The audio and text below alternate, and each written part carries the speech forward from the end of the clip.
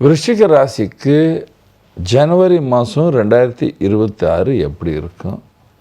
2ஆம் பாவத்தில் செவ்வாய், சூரியன், சுக்கிரன், புதன் இருக்கின்றது. 8ஆம் பாவத்தில் குரு பகவான் உடைய பார்வையில் இருக்கிறார்கள். அதனால் பண வசதி வந்து சேரும். ஏதாவது பொருள் வாங்குவீங்க.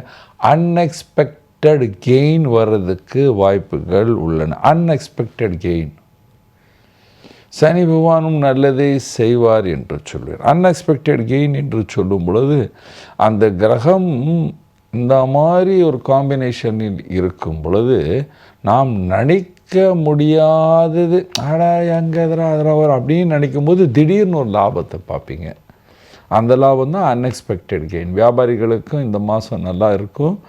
தைரியமாக இருப்பீர்கள், நல்லா சம்பாதிப்பீர்கள், பேர் புகழ் இருக்கும். பல பிரச்சனைகள் முடிகிற காலம் என்று சொல்லலாம். இதே பாருங்கள், இதே நேரத்தில் விருச்சிக ராசியில் இருக்கிற பொலிட்டீஷியன் அரசியல்வாதிகளுக்கு கண்டிப்பாக பழைய பிரச்சனைகள் எல்லாம் முடிஞ்சு ஏதாவது ஒரு புது முயற்சியில் பேர் புகழ் எல்லாமே இருக்கும் என்று சொல்லலாம். நீங்கள் கலைஞராக இருக்கீங்க, நல்லா சம்பாதிப்பீர்கள், புது புது அப்பாயின்மெண்ட் எல்லாமே உங்களுக்காக காத்து இருக்குது என்று சொல்லலாம். வேலைக்கு செல்கிற ஆண் பெண்கள் எல்லோருக்கும் வேலை ஸ்தானத்தில் பேர் புகழ் பணம் வரும், ஸ்லோவாக வரும். இனி கொடுக்குறேன்னு சொல்லி 4 நாள் பொறுத்து கொடுப்பாங்க, ஆனால் கொடுப்பாங்க. அதனால் தைரியமாக இருங்க. தைரியமாக இருந்தால் சந்தோஷமாக வாழ்வீர்கள். நீங்கள் படிக்கிறீங்க, ஸ்டூடெண்ட்டாக இருக்கீங்க, கண்டிப்பாக நீங்கள் விவாதம் செய்யாமல் இருக்க வேண்டும். விவாதம் செய்யாமல் இருந்தால் சந்தோஷமாக இருப்பீர்கள். வீட்டில் இருக்கின்ற எல்லா தாய்களும் வயதானவர்களுக்கும் இந்த மாதத்தில் குடும்பத்தில் சந்தோஷம் இருக்குது. பழைய நிகழ்ச்சி ஏதாவது எடுத்து அந்த கதையை எடுத்துட்டு சண்டையை வளர்த்தி விடாதீர்கள் என்று சொல்லுவேன். பாருங்க, இந்த விருச்சிக ராசிக்கு ஒரே ஒரு கெட்ட பழக்கம் என்னென்னா, அந்த காலத்தில் அவர் இப்படி சொன்னார், தாத்தா இப்படி சொன்னார், அப்பா இப்படி சொன்னார், அந்த மாதிரி தேவையில்லாத விவாதங்கள் 2ஆம் பாவத்தில் இந்த கிரகங்கள் இருக்கும் பொழுது நம்ம இழக்கக்கூடாது.